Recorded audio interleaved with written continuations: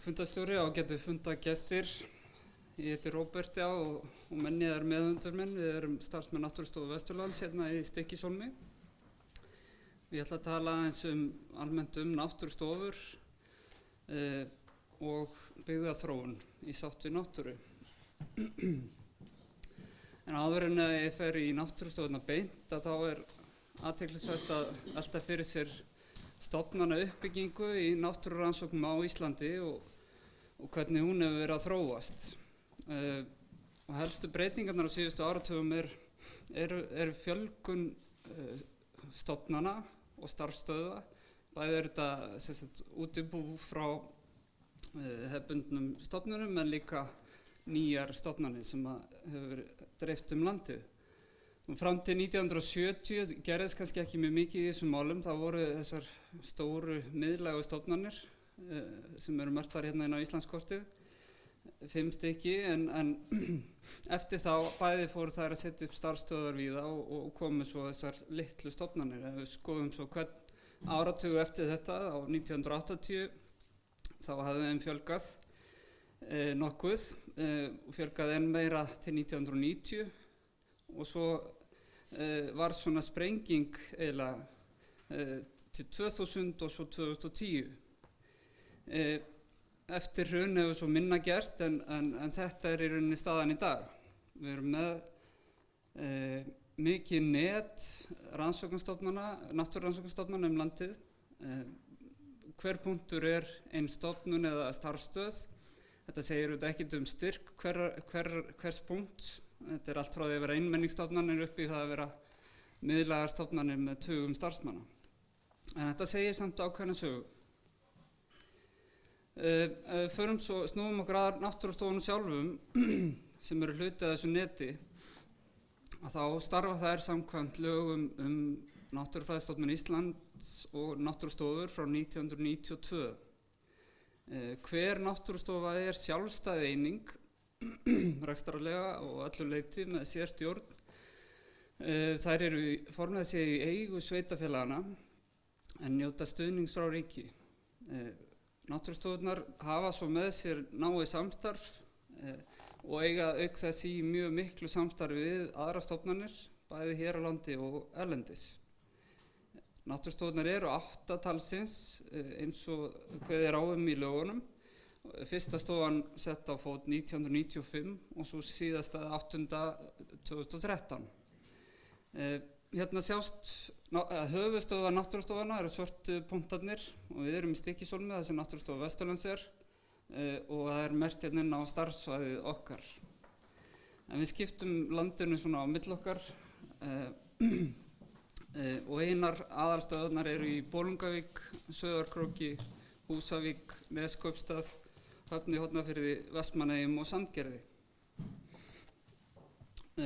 Samkvæmt lögunum eru helstu hlutverkin okkar einkum vísindalegar rannsóknir og gagnaöflun, fræðsla og umhverfismennt, náttúruvernd og stuðla að æskilegri landnotkun og að veita ráðgjöf og þjónustu á okkar verksviði. Ég held að séu flestir eða allir sammála sem þekkja til að náttúrustofurnar eru vel heppnuð byggðaaðgerð. Fyrir utan auðvitað að vera stunda bara alvöru rannsóknir og standa sig að mörgu leyti mjög vel á því sviði. Þær voru að hluta til hugsaðir sem byggðaaðgerð og það hefur heppnast mjög vel. Ég ætla aðeins að fara rök fyrir því. Í fyrsta lagi hefur störfum fjölgað og þetta eru ný gerð af störfum sem komu í byggðir sem sumar hverjar allavega áttu undir högg að sækja. Núna starfa rúmlega 30 manns á náttúrustofunum, langflestir háskólamenntaðir náttúrufræðingar. Og í ljósi umræðunnar í gær, þar sem mikill kynjahalli víða í landsbyggðunum, það vantar góð störf fyrir konur, að þá eru 70% starfsfólk náttúrustofana eru konur. Velmenntaðar, hörku konur.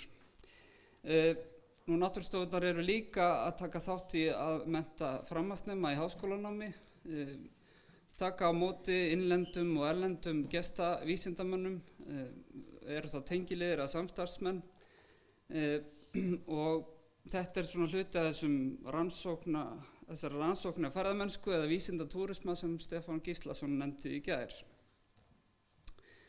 Þannig að náttúrustofurnar eru að auka fjölbreytni atvinnulífs og ekki síður mannlífs í þessum byggðum. Við erum auðvitað þáttakendur í þessum samfélögum. Annað mikilvægt atriði að náttúrustofurnar draga fjármagn inn á svæðið. Vissulega eru sveitarfélögin sem að standa bak við þær að setja fjármagn í reksturinn, en þær draga líka mikið fjármagn, bæði frá ríkinu en líka gegnum þjónustuverkefni, rannsóknarstyrki og aðra styrki. Þannig að það koma miklu meira fjármagn inn á svæðið en án þeirra væri. Það verið að auka þekkingu, sérstaklega staðbundna þekkingu en líka oft á landsvísu.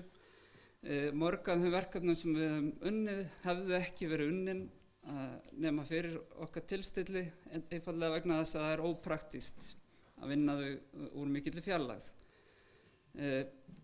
Og með því að við búum svona nálægt viðfangsefninu þá erum við að fá ýmsa þekkingu sem annars væri erfitt að fá. En líka vegna þess að við erum nái við fullt af fólki sem hefur mikla þekkingu. Það er ekki bara vísindamenn sem hafa þekkingu, fullt af fólki landið sem nýtjar það eða er út í náttúrunni, í nafni sjómenn, bændur, veiðimenn til dæmis. Og við erum að læra þeim, ekki síður. Af því að við erum hluti af þessum samfélögum þá eru íbúarnir vonandi eitthvað að læra okkur og þar á meðal stjórnendur sveitarfélaga sem við erum í talsverðu samskiptum við. Þannig að þeir læra líka af því að vera nálægt okkur vonandi. Og þetta allt saman dregur úr spekileika úr samfélögunum. Þetta er ekki bara þetta ágæta fólk sem stundum kallað sérfræðingar að sunnan sem koma inn og gera eitthvað og fara svo með þekkingunni í burtu. Hún stoppar. Við höfum verið að vinna á mjög mörgum fræðasviðum. Náttúrustofurnar eru athyglisverð tilraun og þær eru mjög ólíkar þó að þær eigi margt sameiginlegt. Og hversu ólíkar þær eru veltur mjög mikið af því að þekking starfsmanna er mjög mismunandi. Við höfum verið að vinna á mörgum sviðum og sameiginlega getum við tekið okkur fjölbreytt verkefni. Starfsemi náttúrustofana hefur stutt við náttúruvernd og gæti gert það í auknum mæli. Fyrsta lagi með þekkingaröfluninni sjálfri. Við höfum tekið virkað þátt í almenningsfræðslu, bæði með skólum og almenningi. Verið að gefa út fræðsluefni eins og skilti og bæklinga og standa fyrir sýningum. Sömuleiðis að fara í vettvangsferðir út í náttúruna. Og fræðsluerindi hafa verið mörg, til dæmis bara við á náttúrustofunni frá því við Menja komum haldið 255 fræðsluerindi hluti af þeir er fyrir almenning, stór hluti, og við höfum fengið 60 gesta fyrirlesara hérna á svæðið. Við reynum að stuðla að æskilegri landnotkun í samræmi við lögin, veita ráðgjöf til sveitarfélaga og höfum tekið þátt í ýmsum verkefnum sem tengjast umhverfisvernd, til dæmis verkefni sem var nefnt í gær að reyna að hætta að nota einnota burðarplastpoka sem við fórum með haustið 2014 hérna í Stykkishólmi, gekk rosalega vel og urðu varanlega breytingar að þó nokkru leyti. Náttúrustofarnar hafa stutt við atvinnustarfsemi, til dæmis er einfaldlega hagkvæmt að ráða náttúrustofurnar til að vinna ýmis verkefni í tengslu við framkvæmdir eða starfsemi. Þetta getur tengst til dæmis virkjunum og stóriðju, auðvitað mismikið eftir landshlutum, vegagerð, fiskeldis og eitthvað sem nefnt. Og sömuleiðis erum við ákveðin stuðningsaðili við ferðaþjónustu með því að við erum að afla gagna svæðið og aðdráttarafl þess, en líka að gefa út fræðsluefni sem nýtist meðal annars í ferðaþjónustunni. Líka komið beint að atvinnuþróun að einhverju leyti, kannski mest að púðri farið að reyna að styrkja okkur sjálf, sem kannski eðlilegt er, en líka komið að þó nokkrum nýsköpunarverkefnum. bæði þá með rannsóknum eða aðstoð við umsóknargerð eða að skapa önnur störf eins og háskólasetri hérna í Stykkishólmi væri ekki hér nema af því að hér var náttúrustofa og við unnum hörðum höndum að því árum saman að koma því á fót.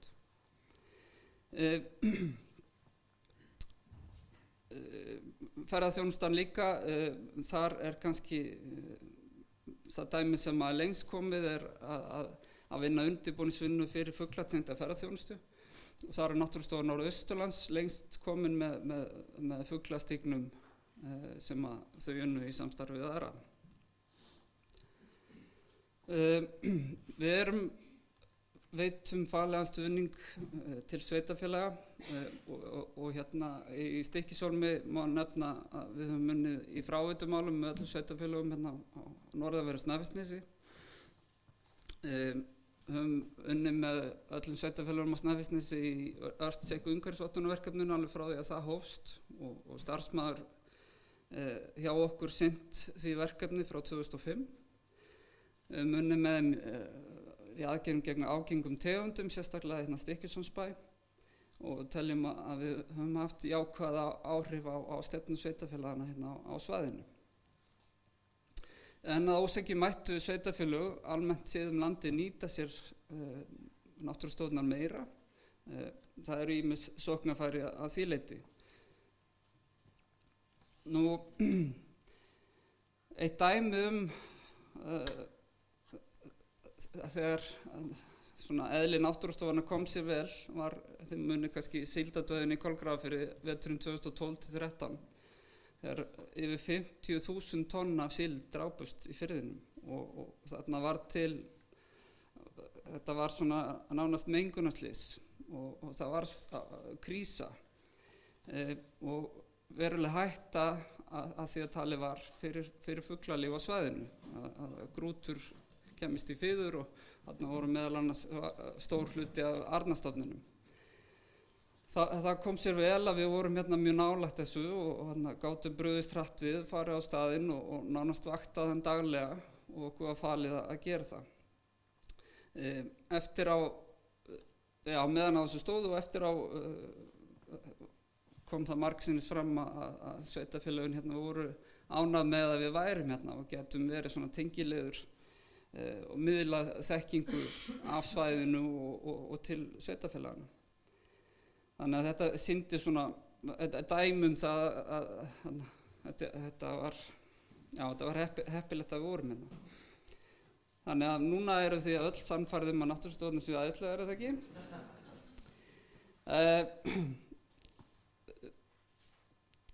Stjórnmálamenn hafa verið það líka, það okkar reynsla, við höfum mikið talað við stjórnmálamenn að reyna að styrkja náttúrustofurnar frekar og fengið mjög jákvæðar viðtökur.